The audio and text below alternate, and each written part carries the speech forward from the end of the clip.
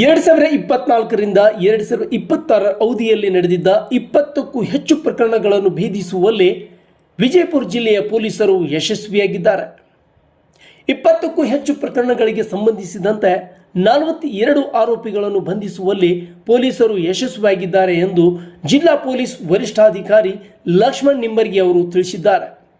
ಗುರುವಾರ ಮಾಧ್ಯಮಗೋಷ್ಠಿ ನಡೆಸಿ ಮಾತನಾಡಿದ ಅವರು 1,20,00,000ಕ್ಕೂ ಹೆಚ್ಚಿನ ಮೌಲ್ಯದ ಚಿನ್ನಾಭರಣ, ಬೆಳ್ಳಿ ಆಭರಣ, ನಗದು, JCB, pickup van, Scorpio, tractor, bike ಹಾಗೂ ನೀರಿನ ಪಂಪ್ ಸೆಟ್ಗಳನ್ನು ವಶಕ್ಕೆ ಪಡೆಯಲಾಗಿದೆ ಎಂದಿದ್ದಾರೆ.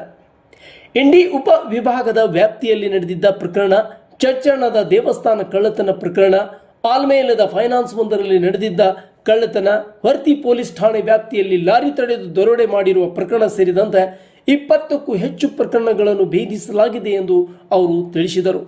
ಇಂಡಿ ಉಪವಿಭಾಗದ ವಿವಿಧ ಪೊಲೀಸ್ ಠಾಣೆಗಳಲ್ಲಿ 2024, 25 ಮತ್ತು 26ಗಳಲ್ಲಿ ಏನು ಪ್ರಕರಣಗಳು ದಾಖಲಾಗಿತ್ತು, ಆ ಪ್ರಕರಣಗಳಿಗೆ ಸಂಬಂಧಪಟ್ಟಂತೆ DSP ಇಂಡಿ ಸದಾಶಿವ ಕಟ್ಟಿಮನಿಯವರ ನೇತೃತ್ವದಲ್ಲಿ ಮತ್ತು ಇಂಡಿ ಉಪವಿಭಾಗದ ಎಲ್ಲ CPI ಮತ್ತು PSI ನೇತೃತ್ವದಲ್ಲಿ ಕಳೆದ 2 ತಿಂಗಳಿಂದ ತಂಡಗಳನ್ನು ರಚನೆ ಮಾಡಿಕೊಂಡು ಪತ್ತೆ ಕಾರ್ಯವನ್ನು ಕೈಗೊಂಡಿದ್ದರು.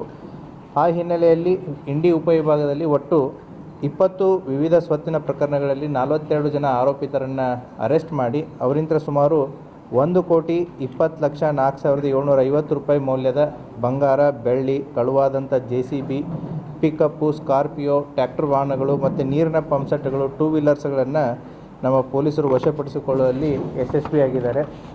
ಸೊ ಅದರಲ್ಲಿ ಕೆಲವೊಂದಿಷ್ಟು ಆಯ್ದ ಇಂಪಾರ್ಟೆಂಟ್ ಪ್ರಕರಣಗಳನ್ನು ಮಾತ್ರ ತಮ್ಮ ಗಮನಕ್ಕೆ